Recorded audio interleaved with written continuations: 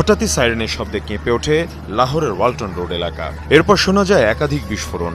আতঙ্ক ছড়িয়ে পড়ে পুরো এলাকায়। লাহোরের পাশাপাশি আরও বেশ কয়েকটি শহরে হয় বিস্ফোরণ। ঘটনার পর দ্রুত রেড অ্যালার্ট জারি করা হয় বিভিন্ন স্থানে। মোতায়েন করা হয় সামরিক বাহিনীর সদস্যদের। বন্ধ রাখা হয় বিমান চলাচল। সক্রিয় করা হয় আকাশ প্রতিরক্ষা ব্যবস্থা।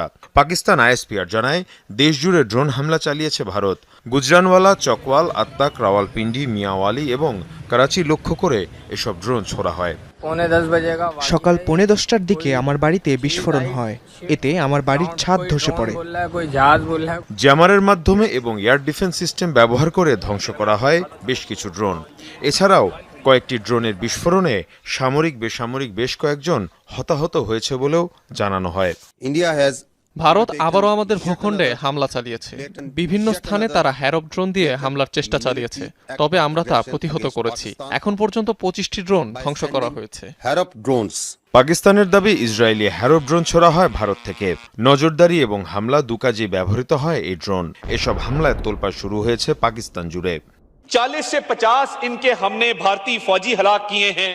আমরা শুধু তাদের ড্রোনই ধ্বংস করিনি, তাদের পাল্টা জবাবও দিয়েছি। গতরাতেও ভারতীয় সেনাদের অবস্থানে অভিযান চালিয়ে প্রায় 50 জনকে হত্যা করেছে আমাদের সেনারা। শুধু তাই নয়, ভারতের একটি ব্রিগেড হেডকোয়ার্টারও ধ্বংস হয়েছে। এদিকে ভারত পাকিস্তান নিয়ন্ত্রণ রেখায় আবারও ব্যাপক গোলাগুলি হয়েছে।